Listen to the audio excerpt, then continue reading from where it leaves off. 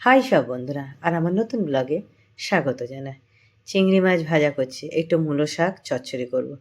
High গো, আমার বরকে না 2 দিন হয়ে গেছে এনেছে, করে দিইনি, তো রেগে বোম।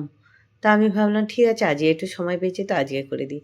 আজকের আমি আবার নিজের মতো করে, ওই যে দেখুন, নিজেরও তো কিছু একটা চাহিদা থাকে তাই না। এই যে আমি একটু লঙ্কা ফাটিয়ে একটু মূলো আর ওলকপি ঝুরি ঝুরি করে ভাজা করছি। আমার না এই ভাজাটা খেতে খুব ভালো লাগে। কাদের ভালো লাগে? এটা ভাবলাম একটু দুপুরে খাবো। আর একটু সময় হাতে বেঁচে ছিল, ভাবলাম রাত্রেবেলা রুটি করব। তো ওই রান্না করতে করতে আটা মাখিয়ে ফেললাম, নিয়ে আর ওই যে ফ্রিজে ভরে দিলাম। এখন 2 দিন হয়ে যাবে ওই যে আটা মাখিয়ে রেখেছি। তারপরে এদিক করতে করতে ওই যে আমার ওলকপিও ভাজা হয়ে গেছে। তারপরে ওই কড়াতেই আগে তো চিংড়ি মাছ ভেজে নিয়েছি, ওই কড়াতেই তোমার মূলো আর ওলকপি আর পালং শাক দিয়ে একটু চচ্চড়ি করব। এত আমার বর ভালো লাগে, বরের এত ভালো লাগে মানে কি বলবো, এই মূলো শাক চচ্চড়ি খেতে বলে বোঝাতে পারবো না। তা করিনি বলে কি রেগে গেছে, তা ওই জন্য ভাবলাম আজকে করেই দিই। কিছুই মশলা নেই, শুধু নুন হলুদ দিয়ে আর লঙ্কা গুঁড়ো দিয়ে একটু চিংড়ি মাছ দিয়ে পালং শাক দিয়ে একটু চচ্চড়ি করে দেবো। হ্যাঁ, রুটি দিয়ে খেতে বেশ ভালো লাগে। কিন্তু জানেন বন্ধুরা, একটা সিক্রেট বলবো, আমি না ছোটোবেলা থেকে শাক সবজি খেতে অতটা ভালোবাসিনি। এত বয়স হয়ে গেল এখনও আমার অত ইন্টারেস্ট নেই শাক সবজির প্রতি, জানি না কেন। কিন্তু আমি চিংড়ি মাছ খেতে খুব ভালোবাসি। কাদের ভালো লাগে গো চিংড়ি মাছ খেতে? আমি কিন্তু চিংড়ি মাছ খেতে খুব ভালোবাসি। চলো, কথা বলতে বলতে আমার তো চচ্চড়ি রেডি হয়ে গেছে। আর আমাদের সোসাইটিতে কর্পোরেশনে কাজ হচ্ছে, সেটা তোমাদের একটু দেখিয়ে দিই।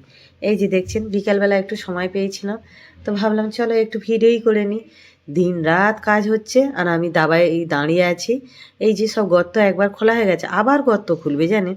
এই ইলেকট্রিক যাবে, তারপরে কি 5G যাবে, জলের লাইন, কর্পোরেশনের, তারপরে হাইড্রেন, গ্যাসের লাইন। মোটামুটি আমাদের একদম ছোট্ট একটা এইটা সোসাইটিটা, বেশি বড় নয়। জানেন, 5 করোড়ের উপরে মনে হয় খরচা হচ্ছে।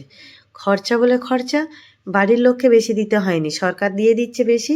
খালি বাড়ির লোককে 14,000 টাকা করে দিতে হচ্ছে, বাস। 70টা ঘরে 14,000 টাকা করে দিলেই কমপ্লিট। তারপরে সরকারের সব দায়িত্ব।